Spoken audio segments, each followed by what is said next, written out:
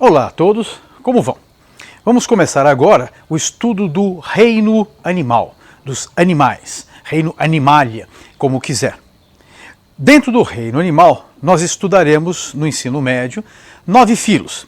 O filo dos poríferos, ou filo porífera, o filo dos quinidários, ou filo quinidária, também chamado no passado selenterados ou coelenteratus. Veremos os plateumintes, filo plateuminte, filo nemateuminte, filo anelídeo, filo molusco, filo artrópode, filo equinodermo e filo cordado. Esses 9 filos serão estudados no ensino médio, aqui no Brasil eles são vistos, porém saibam que há mais filos que não são estudados ou por não terem representantes típicos no Brasil ou por serem raros, por exemplo, estarem no fundo dos oceanos e não serem de acesso. Alguns até são encontrados nas praias, mas são pouco significativos e, portanto, não são comentados. Portanto, são esses os principais filos que nós temos representados no Brasil e, portanto, são aqueles que nós estudamos. Então, são eles, novamente, poríferos, quinidários, plateumintes, nemateumintes, anelídeos, moluscos, artrópodes, equinodermos e cordados. Os biólogos não dão nomes aos seres vivos dentro da classificação, né, ao reino, filo, classe, ordem, família, gênero, espécie. Essas terminologias, elas não surgem do nada. Elas sempre possuem uma justificativa. Por exemplo, reino animal vem de animalia, de animados, de anima, que quer dizer movimento. Por quê? Porque dizia-se no passado que os animais possuíam movimento e as plantas não.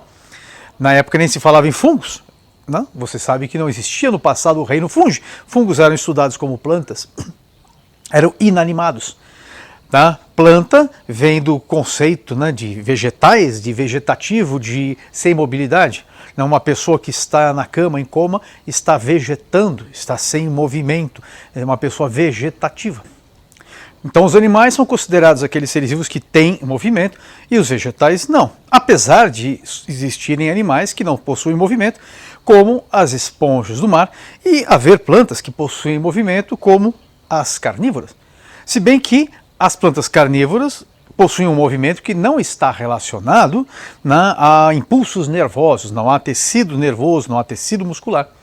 E os poríferos que não possuem movimento, na realidade, às vezes possuem alguns leves, ou pelo menos os seus gametas se movem. Como, da mesma forma, alguns gametas vegetais têm mobilidade própria, possuindo flagelos. Portanto, esses conceitos são antigos.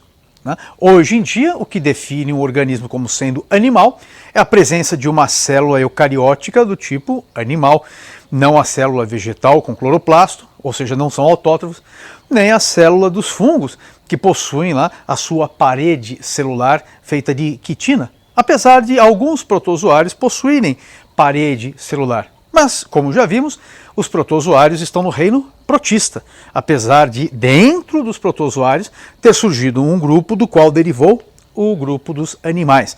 Um protozoário flagelado, possivelmente do grupo dos coanoflagelados, que são protozoários que possuem flagelo e uma estrutura que lembra um colarinho, né, projetando-se da célula.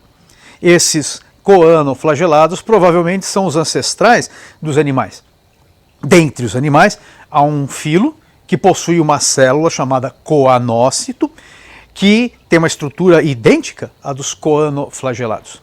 Portanto, é possivelmente a partir do grupo dos coanoflagelados dos protistas que nasce o reino animal. Portanto, os animais têm a sua herança eucariótica no reino protista. E o grupo que possui esse coanócito, essa célula que lembra o coanoflagelado, é o grupo dos poríferos, que é o grupo que nós estudaremos inicialmente. É o primeiro grupo dentro dos animais. O filo poríferos, ou filo porífera, não se assuste se você encontrar essas variações, tá? Poríferos, aportuguesado, né? Porífera, né? Do seu radical original, eles têm esse nome porque possuem poros. Poros, fero, possuem. Eles possuem poros.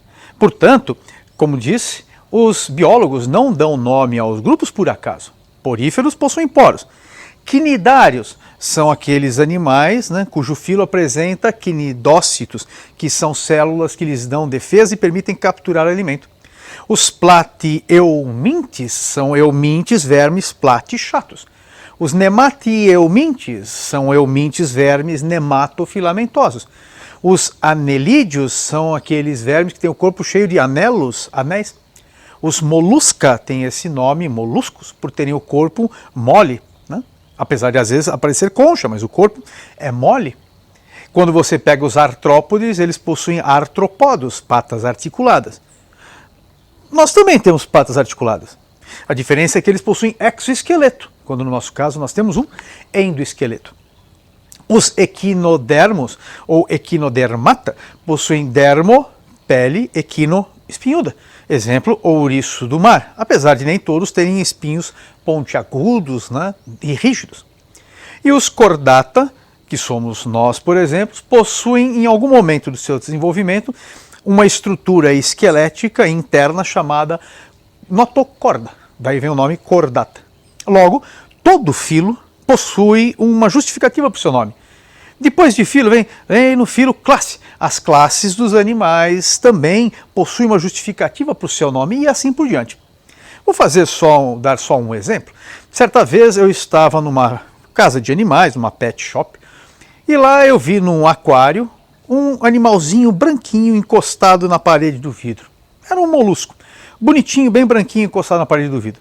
Na hora que eu me aproximei para vê-lo, na sua extremidade superior, uma boquinha vermelha apareceu. Ele era branquinho e aquela boquinha começou a se movimentar, vermelhinha, né, bem marcado no meio daquele corpo branco. Achei bonitinho. Quando eu fui olhar o nome do animal, estava lá o seu gênero, Rhodostoma. Rhodostoma quer dizer estoma, boca, rodo, vermelha.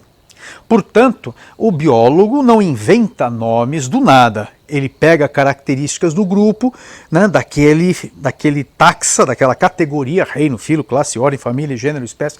Ele pega uma característica para dar o nome daquele taxa. Está certo? Portanto, biólogos não criam nomes do nada. Eles pegam as características e isso vai ajudar vocês bastante no estudo dos filos. Como eu já disse, o nosso primeiro filo será o filo porífera ou poríferos, e esses animais possuem o corpo cheio de poros. Eles feropori, possuem poros. Quem são os poríferos? O principal representante, na realidade o único representante, são as esponjas do mar, que não são todas iguais, elas são divididas também em classes, ordens, famílias, gêneros, espécies, há uma grande quantidade de esponjas, porém para nós a classificação abaixo de filo é pouco significativa. Há 3 classes, Ascon, Sicon, Leucon, mas para nós poríferos basta saber o filo, né? As características do filo vão valer para todos os organismos e vão ter pequenas diferenças que não são significativas. Tá? Bom, qual é a característica desse grupo, representado pelas esponjas do mar? Eles possuem células especializadas. É o primeiro grupo que tem células, portanto pluricelular. Tá? Porém, apesar desse organismo animal ser pluricelular, ele ainda não apresenta tecidos especializados, apesar de apresentar já células especializadas. Eles não têm tecidos diferenciados. Daí você se pergunta, como pode um organismo apresentar células especializadas e não ter tecidos especializados? A resposta é simples. Quando nós dizemos que um organismo possui um tecido especializado, nós estamos querendo dizer que aquele tecido assumiu uma função e dali em diante essa função vai ser mantida até o final da vida, com muito poucas variações. Por exemplo, o destino de um tecido muscular é promover contração. O tecido adiposo tem por finalidade armazenar reservas de gordura. O tecido sanguíneo tem a função de transportar oxigênio e promover defesa. O glóbulo vermelho é glóbulo vermelho, o branco é branco. E a linhagem branca, que são vários, cada um tem a sua atribuição. Portanto, quando nós falamos em tecidos especializados, organizados, diferenciados, nós estamos dizendo que aquele tecido tem aquela função. Porém, numa esponja do mar, aquela célula que nesse momento desempenha uma função, num segundo momento poderá ter outra função. Certa vez eu vi um vídeo muito interessante, onde uma esponja do mar foi dissolvida, foi batida num agitador, suas células foram dispersas, né, e se difundiram no meio líquido. Em questão de dias, aquelas células se reagruparam e começaram a reconstituir a esponja do mar. O curioso é que as células que na esponja original estavam na periferia externa, na parte periférica, na sua externa, não posso falar pele em esponjas do mar, mas no seu revestimento externo, elas têm um formato meio achatado, como se fossem azulejos, elas mudaram seu formato, se transformaram em estruturas ameboides que foram emitindo pseudópodos até encontrar as outras. As células internas da sua cavidade interna, que são responsáveis pela captura, englobamento do alimento, que possuem colarinho, né, e flagelo, né, sai de dentro de um colarinho, que é o tal do coanócito, né, estas células também, elas alteraram sua estrutura, se transformaram em células ameboides, emitiram pseudópodos e aos poucos todas aquelas células que já tinham uma diferenciação aparente se tornaram em células ameboides que foram se aproximando e se reagrupando. E na hora que elas reconstruíram a esponja, elas passaram a assumir outras funções dependendo de onde se localizar. Portanto, elas possuem uma especialização a partir do momento onde se instalam, mas elas podem transitar de uma estrutura para outra. Por isso, não são tecidos verdadeiros. São especializadas a partir do momento que assumem aquela função, mas podem retroceder e assumir outra. Tá? Então, dentro dos animais, eles estão num grupo de animais meio paralelos. Tá? Esponjas do mar originaram aparentemente apenas esponjas do mar. Seguem evoluindo, mas aparentemente elas pararam originando esponjas do mar. Diferente de outros grupos que foram derivando, originando outros filos. O corpo de uma esponja do mar é uma coluna, como se fosse uma chaminé. Porém, a sua abertura, que fica na parte alta, não é a sua boca. Esponjas não possuem tubo digestivo. Então, como elas capturam alimento? Pelos poros. Como eu já falei, como foi falado, elas possuem poros ao longo de toda a superfície do corpo. Por esses poros, a água do mar entra trazendo oxigênio, por exemplo, e pequenas partículas orgânicas que serão capturadas.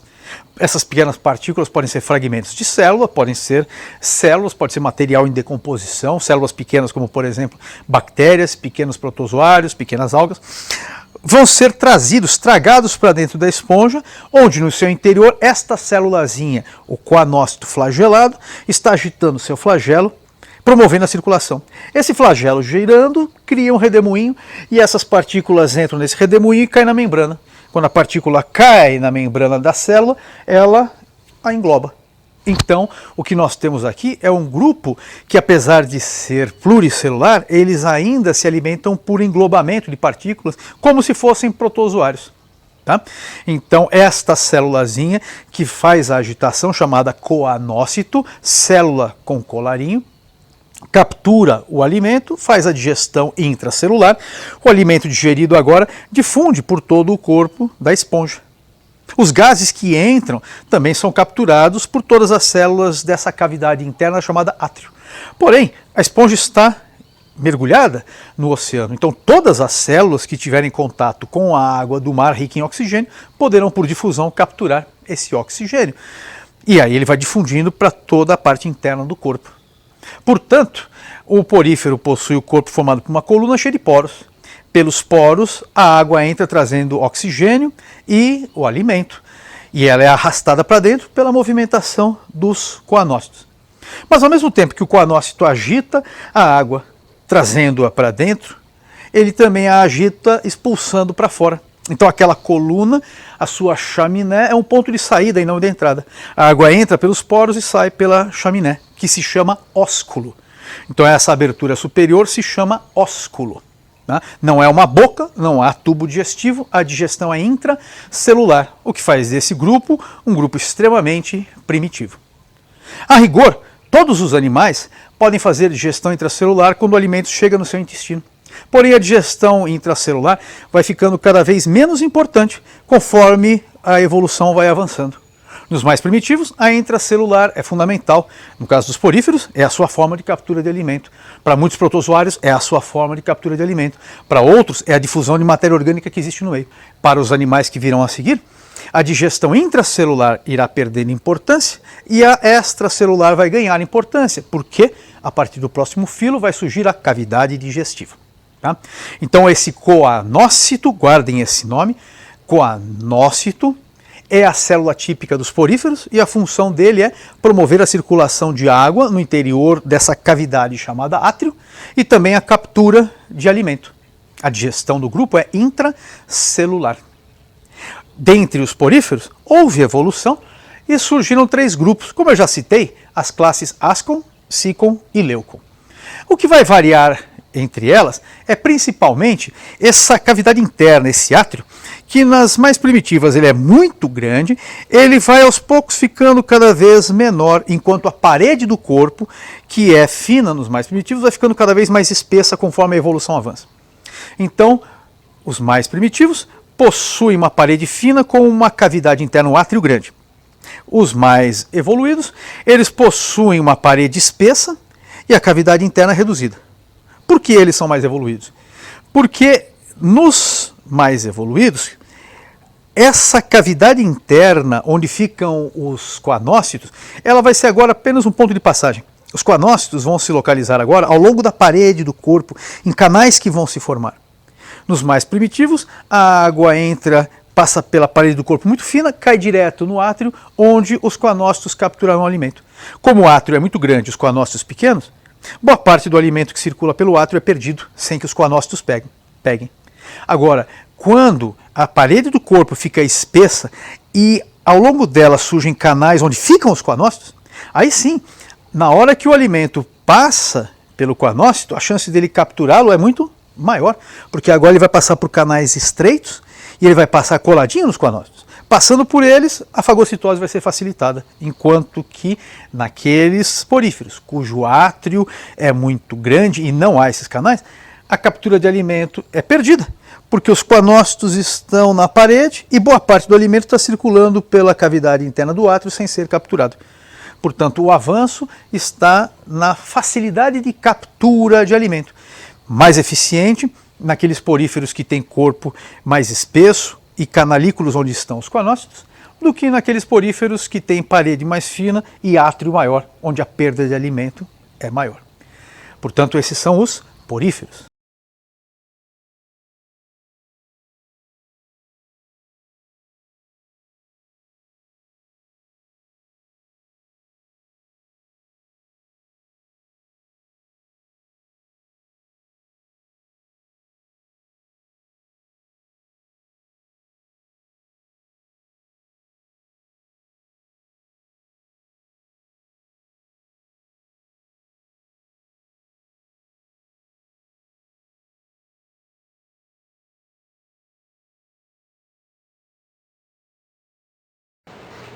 O segundo filo a estudarmos será o filo dos quinidários, ou serenterados, também chamados quinidária coelenterata. O termo quinidário é o mais utilizado ultimamente. Esse termo refere-se à célula típica do filo, chamada quinidócito ou quinidoblasto. Quinide quer dizer urticante, porque os quinidários possuem essas células urticantes que provocam a queima da pele, onde eles encostam. São, portanto, as águas vivas. Os seus principais representantes, os mais conhecidos. Mas também são quinidários os corais, as anêmonas, que são basicamente marinhos, mas no ambiente aquático doce, na água doce, tá? Ou seja, na água de baixa salinidade, nós encontramos as hidras, muito pequenininhos e provavelmente vocês jamais verão no seu dia a dia se estiverem passando por um rio ou por um lago, tal o tamanho reduzido. Portanto, o grupo quinidário recebeu esse nome por conta da sua célula típica chamada quinidoblasto,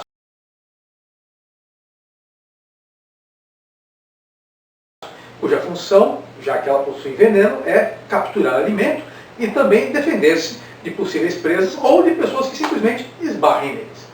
Sentindo a pele queimando, essa pessoa se afasta, esse organismo se afasta, a menos é óbvio que ele possua imunidade ao veneno. O termo selenterados ou coelenterata se refere à sua cavidade, coelocele, quer dizer cavidade, enterointestinal, por ser o primeiro grupo a apresentar cavidade digestiva. Eu, do meu lado, prefiro chamá-los de selenterados, justamente porque é o primeiro grupo na escala evolutiva a apresentar tubo digestivo, ou seja, passar a apresentar digestão extracelular, porque os poríferos possuem digestão intracelular exclusivamente. Porém, o nome atribuído ao filo hoje, o nome oficial é Cnidaria, né, pela presença dos quinidoblastos. Esse grupo, como já disse, é representado pelas medusas, que são os seus representantes natantes, móveis, se você preferir, errantes, já que se deslocam, errantes, e há representantes sésseis, ou seja, que encontram-se fixos em substratos. Por exemplo, em rochas, em cascos de navios, assim como as esponjas do mar também são sésseis, elas têm que estar fixas ao substrato. Esse substrato, obviamente, não pode ser a areia do fundo dos oceanos, já que a areia não é consolidada, ela está solta. Se eles se fixarem na areia, o tempo inteiro eles estarão sendo deslocados pelo movimento das águas. Então tem que ser um substrato consolidado. Uma rocha, pode ser um coral, onde eles estejam se desenvolvendo nos arrecifes de corais, e podem estar no casco de um navio, em qualquer coisa que esteja no fundo e seja consolidado, onde ele possa se fixar e essa superfície não seja arrastada. A forma fixa se chama pólipo, e os principais pólipos são as anêmonas e os corais, e como já disse, em ambiente de baixa salinidade dos rios, as hidras.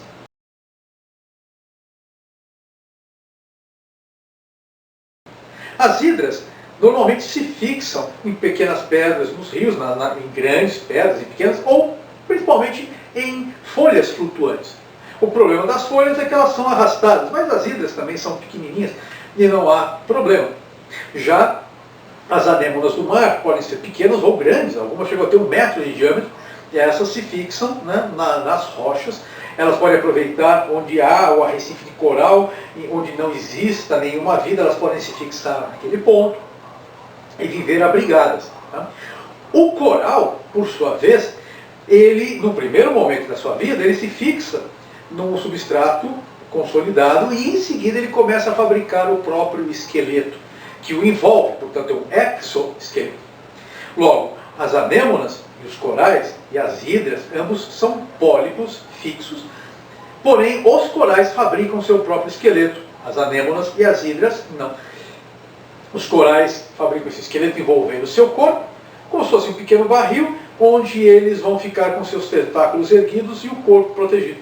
Se você encosta num coral ou numa anêmona, eles retraem o corpo, eles encolhem, retraem os tentáculos e acabam se escondendo, no caso do coral, dentro dessa loja que ele forma, dentro desse exoesqueleto.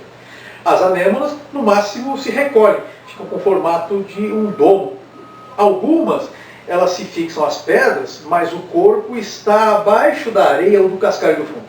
Logo, na hora que elas contraem, elas se escondem debaixo desse cascalho.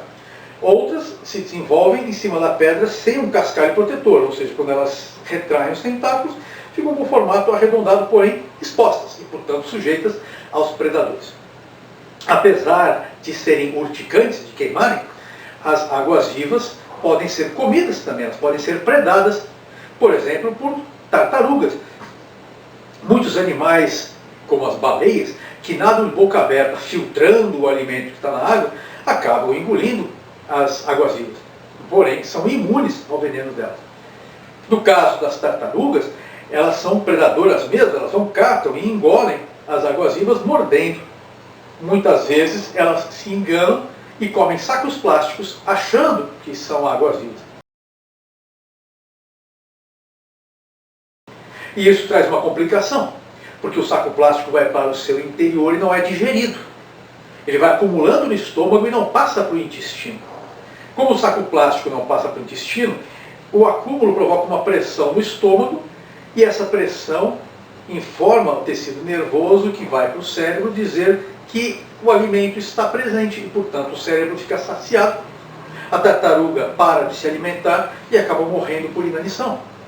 Então ela para de sentir fome porque o plástico está ocupando o seu estômago, dando a sensação de que há alimento. O cérebro, portanto, para, entre aspas, de sentir fome e ela para de se alimentar. Tá? Portanto, há mesmo as águas-vivas, que possuem tentáculos, com células urticantes que queimam, elas acabam sendo comidas. Agora, esse tentáculo com células urticantes lhe permite capturar o alimento. Porém, elas não enxergam o alimento. Muitas têm células sensoriais para a luz, mas apenas percebem luminosidade. Não enxergam formas. Elas vão nadando, nadando, nadando, soltam o corpo e conforme elas caem, os tentáculos vão abrindo e o que houver no caminho elas vão pegando. Se for um peixe, melhor. Se for um pequeno crustáceo, tudo bem, menorzinho, mas elas também pegam. Se for um animal maior que elas acabam fugindo. O próprio animal, se sentir queimado, repuxa e elas são soltas. Porém, como o seu corpo é muito frágil, muitas vezes elas são dissolvidas nesse movimento brusco. Mas elas podem tanto ser predadas quanto predar. E como elas nadam, elas são arrastadas pelas correntes. Então, às vezes, acontece de haver grande número de águas-vivas sendo deslocadas pelas correntes oceânicas. Elas têm mobilidade, mas o movimento das correntes oceânicas é muito mais forte que o próprio movimento delas, então elas acabam sendo arrastadas. Já os corais, as anêmonas, as hidras, eles são fixos e eles esperam que o alimento caia sobre eles. Porém, o tempo inteiro, nos oceanos, nós temos uma chuva de matéria orgânica que vai caindo e ela pode ser pega pelos tentáculos, mas em geral são partículas pequenas. Porém, se um peixe distraído, entre aspas, passar por um pólipo de uma anêmona, ele pode ficar preso e ser comido. Alguns peixes, como é o caso do peixe palhaço, ele se esconde no meio dos tentáculos coloridos das anêmonas.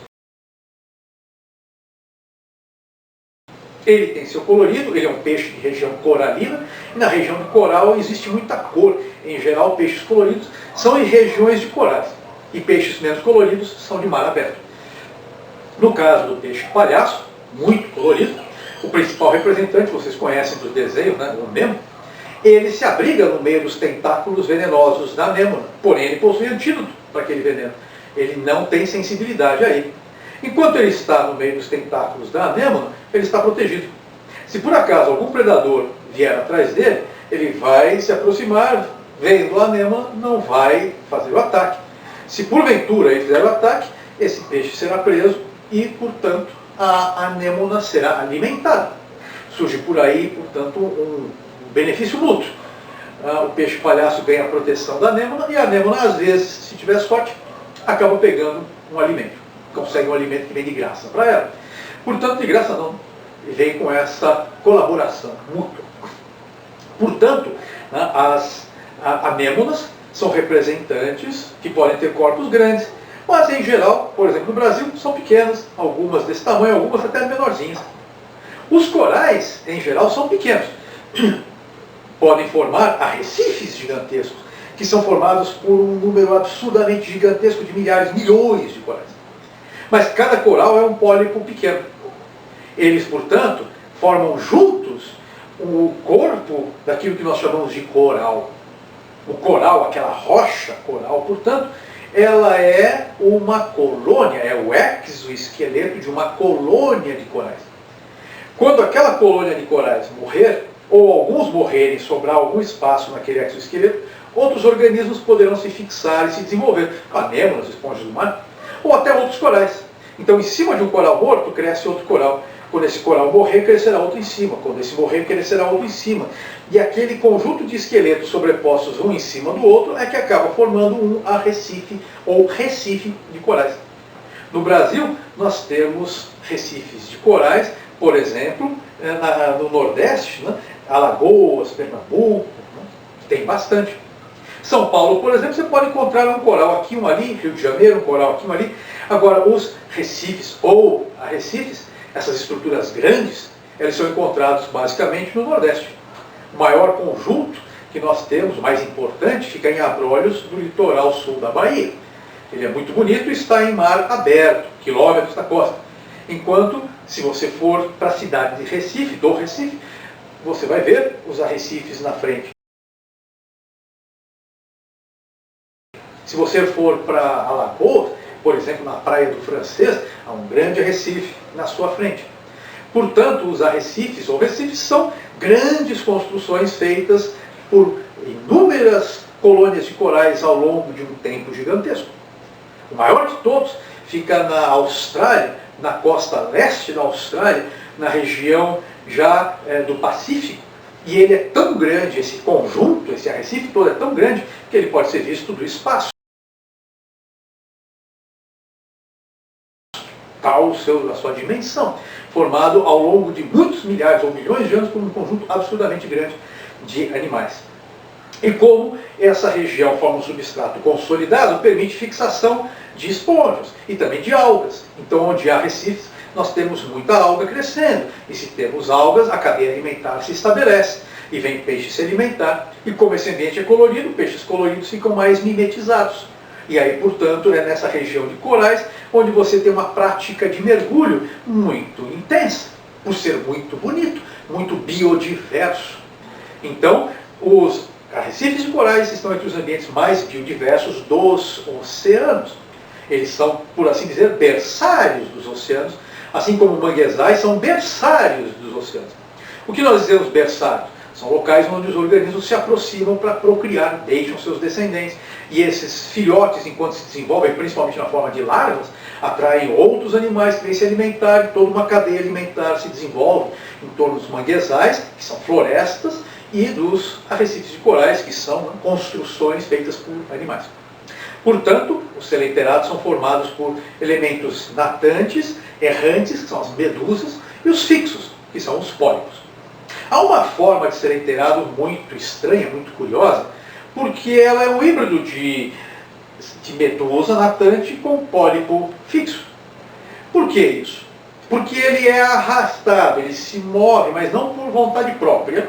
Ele se move, ele é levado pelas correntes oceânicas, ele não tem movimento próprio. Por isso um pólipo. Porém, ele é arrastado. Portanto, parece ser uma hidra.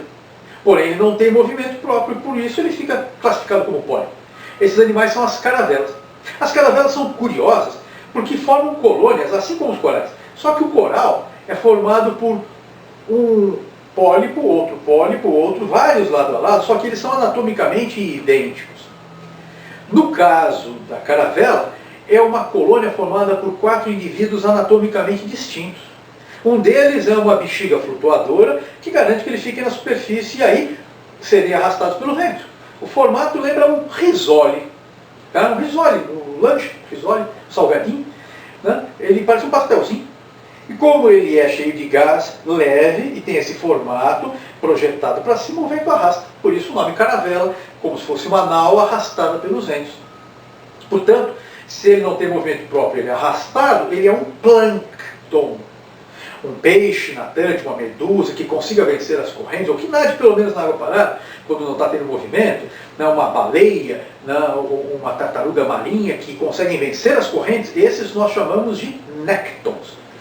Os que ficam no fundo presos, seja animal, né, como os corais, seja uma alga, nós chamamos de bentos, estão sob pressão no fundo. Então o que flutua é arrastado, nós chamamos de plâncton. O que nada por vontade própria, por forças próprias e vence as correntes, nós chamamos de nécton. O que está no fundo, preso, sob a pressão da água, chamamos de bentos. Né? Então a caravela é um plâncton, é arrastado. Só que ela possui tentáculos pendurados nessa bexiga, ligados a essa bexiga. Um desses tentáculos tem função reprodutiva, o outro tentáculo tem função digestiva e o outro de defesa, com os quimidoblastos. Portanto, são 4 seres vivos em um, só que anatomicamente distintos. Como eles estão unidos fisicamente, formam uma colônia. Só que no caso do coral, uma colônia onde todos são iguais, uma colônia monomórfica, uma forma. Já a caravela é uma colônia polimórfica, várias formas. Se você acha isso estranho, talvez não ache tão estranho se lembrar, por exemplo, dos cupins, onde a fêmea tem um formato, o macho tem outro. E quando você for pegar todo aquele monte de soldados e operários do cupim, eles têm anatomias diferentes. O soldado geralmente mais forte, os operários são menorzinhos. Né? As formigas também, você tem, né, as que tomam conta do berçário, você tem a reprodutora, né, a fêmea, né, e o zangão. Você tem as cortadeiras, elas são anatomicamente distintas, só que não estão unidas fisicamente. Então nós chamamos de sociedade. É uma sociedade polimórfica. No caso da caravela, é uma colônia polimórfica. Está certo? O corpo, portanto, de uma água-viva, de uma medusa, é formada por uma estrutura que lembra um guarda-chuva, E o nome até lembra, guarda-chuva é umbela, sem R. Umbela, não umbrella, umbela e tentáculos. No caso dos pólipos, eles têm uma coluna e tentáculos. A sua célula típica é o quinidoblasto ou quinidócito. Quinide urticante, citocélula. Quinidoblasto, quinidócito. Quinidócito quer dizer célula urticante. Quinidoblasto, blasto quer dizer broto, broto urticante. É uma célulazinha que fica nos tentáculos e às vezes até na sua cavidade digestiva. E aí a novidade, é o primeiro grupo a apresentar cavidade digestiva. Quando o animal encosta nos tentáculos, esta célulazinha possui na sua membrana uma dobra enrijecida que funciona como um gatilho. Na hora que o animal encosta no tentáculo, ele encostará em uma quantidade muito grande de quinidócitos. E encostando nesse gatilho, ele romperá a membrana e sairá de lá de dentro um dardo ligado a uma bexiga. Esse dardo ligado a uma bexiga é uma organela do interior da célula. Tá? No momento em que você encosta, esse dardo é projetado e a bexiga, contendo veneno, é espremida por proteínas contratórias. O veneno é lançado e o animalzinho recebe o veneno.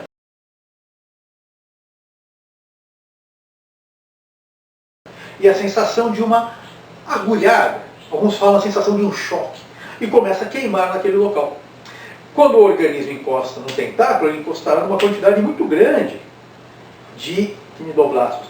E essa bexiguinha filamentosa chamada nematocisto, em grande quantidade, em cada coanócito télceo, vão aprisionar aquele animal. É um veneno paralisante. Aquele animalzinho vai ser aprisionado e vai ficar ancorado. É óbvio, se for você, você puxa o braço e vai embora. Se for um animal pequeno, ele vai ser fisgado. Aí os tentáculos vão retrair, esse grupo já apresenta tecido muscular, olha, ele já tem movimento, já tem tecido nervoso que faz contrair o tecido muscular. Os tentáculos vão contraindo e o animalzinho é trazido para a boca, que se abre para que o animal seja engolido, a presa seja engolida. A boca se fecha. O tubo digestivo está presente, a digestão será intracorpórea e as células vão lançar as enzimas para cima do alimento. Então a digestão vai ser extracelular. Digestão intracorpórea, porque está dentro do corpo, porém extracelular, porque ocorrerá fora das células, como em vocês, que produzem enzimas que são lançadas dentro do seu corpo, porém dentro da cavidade digestiva, porém em cima do alimento. A digestão é extracelular, porém intracorpórea. Em seguida vai haver a absorção. Porém, a evolução caminha a passos lentos.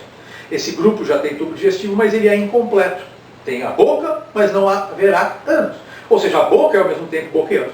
Quando a digestão estiver completa, o animal abrirá a boca e os restos serão eliminados.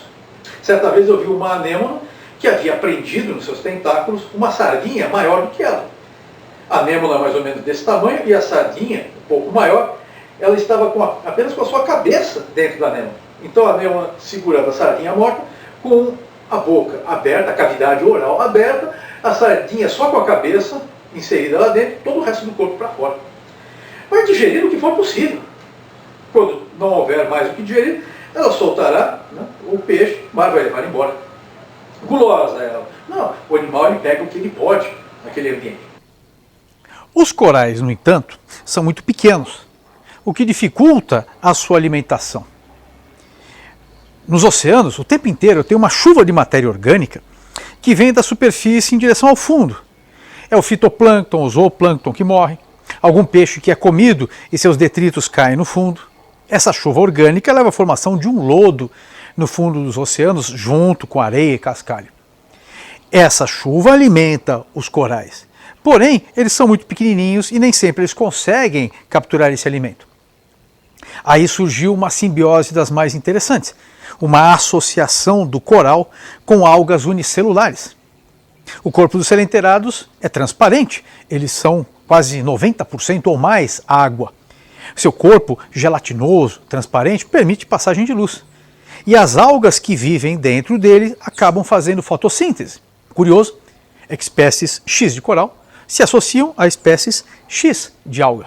É uma associação muito exclusiva. Essas algas, em geral, produzem pigmentos que vão do amarelado ao avermelhado. São as zooxantelas. As hidras, no ambiente de baixa salinidade das águas doces, também podem se associar a algas, no caso verdes, zooclorelas, por isso que as hidras são verdes. Então, os corais associados às zooxantelas conseguem completar sua nutrição através da fotossíntese delas.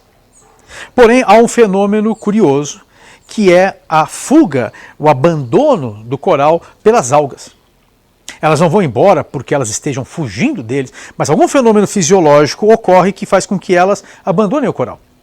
O que nós sabemos é que esse fenômeno ocorre quando a temperatura dos oceanos aumenta. E não tem relação com o aquecimento global, não tem relação com a ação humana, é um fenômeno natural. Ele costuma ocorrer, por exemplo, nos anos em que ocorre o El Niño, onde a temperatura das águas do Pacífico, ainda não bem explicados, fazem com que esse aumento de 2, 3 graus, 4 graus na temperatura leve a essa fuga, esse abandono das algas. O coral, agora sem elas, perde sua nutrição e começa a morrer. Como ele morre e a rocha que ele produz, em geral, é branca, você presencia o fenômeno do branqueamento dos corais. Esse fenômeno ocorre, portanto, naturalmente, sem a ação humana. Alguns dizem que o aquecimento global é responsável por isso, mas não há evidências. Então, aparentemente, esse fenômeno está relacionado a períodos de maior temperatura da água devido, talvez, à atividade geológica do próprio planeta. Portanto, as algas abandonam o coral e ele morre. É uma relação interessante e já foi questão de alguns vestibulares. O fenômeno se chama branqueamento dos corais. Agora, só uma observação bastante curiosa. Existem lesmas marinhas as mais variadas e bonitas possíveis. Algumas, inclusive, são natantes. E existem algumas que predam corais. E o curioso é que, ao predarem os corais, elas vão digerir o seu corpo, porém, os quinidócitos não são digeridos. Eles passam agora a se deslocar pelo interior do corpo da lesma e afloram na superfície da sua pele. E, portanto, aquela lesma agora passa a ter quinidócitos no seu corpo, que lhe dá proteção. É um fenômeno extremamente curioso. De alguma forma, aquela lesma não desenvolve anticorpos contra aquelas células que nem sequer são digeridas e também não são destruídas. Há uma aceitação, o mecanismo de rejeição para elas não foi ativado e elas afloram na superfície do corpo. E, portanto, elas predam as anêmonas, elas predam pólipos, porém ganham defesa com as células do pólipo. Então não existe uma associação positiva, é uma predação, o pólipo morre, mas ela ganha a defesa apresentando os quinidócitos, ou quinidoblastos, como quiser, na superfície do corpo. Então esse grupo, extremamente colorido, bonito e curioso, é o grupo dos selenterados.